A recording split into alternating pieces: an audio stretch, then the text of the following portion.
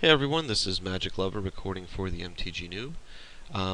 Played an interesting legacy game, but I didn't have it recording, so this is going to be a replay, which will save a lot of time because we'll be going through things relatively quick.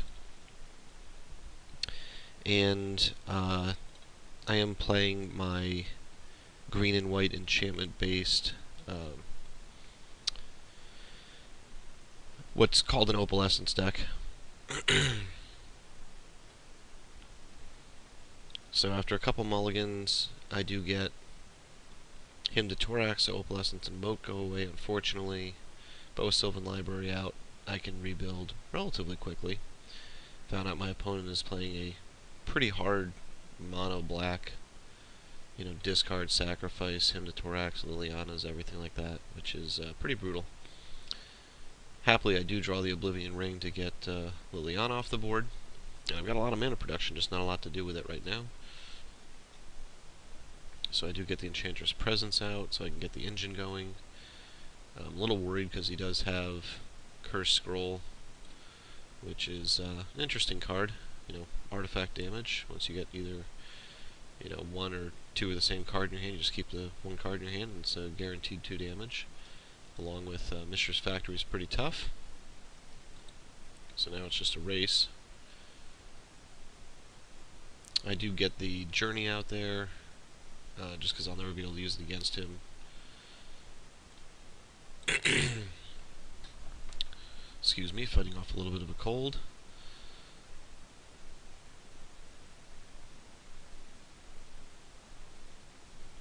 And unfortunately, he is able to do enough Curse Scroll and Mistress Factory damage to me before I'm able to get the engine fully online and find a win condition. That early him to Thorak really beat me up. So, on to game 2.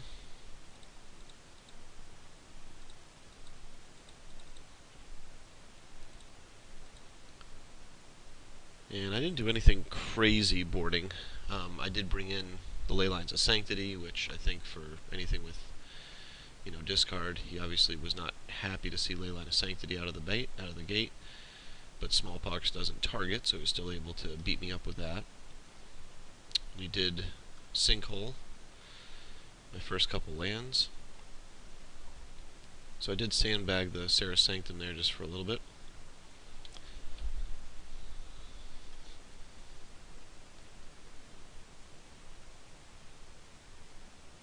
He snagged that one too, so 3 land destruction in a row, set me back pretty far.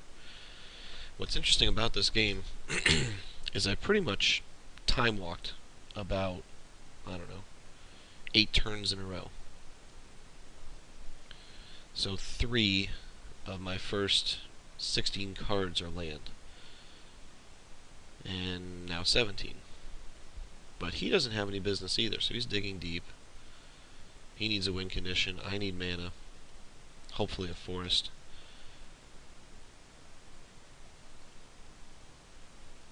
And finally I get it. I don't have the ability to sandbag, so I lose that to Smallpox. Grab another one. This one lives, which is nice. Makes me discard, unfortunately, Sacred Mesa. I do pick up another land, which I think was... I wanted the library out because I needed it. And then he unfortunately did duress away the Enchantress Presence. I did draw Opalescence, Serra Sanctum, was able to get my enchantments swinging. He then, of course, threw a whole bunch of creature kill out there in a row. A couple of Innocent Bloods and a Smallpox, and that got rid of my enchantments. But then I was able to get a Presence back online, and with Opalescence everything turned into a beater. And was able to swing at him and start pecking away. Crop rotation here proved out to be pretty handy. Keep a green source on the board, even though I did lose the wild growth off it. So crack for 5, fetch away the other lands on top of my deck. from library.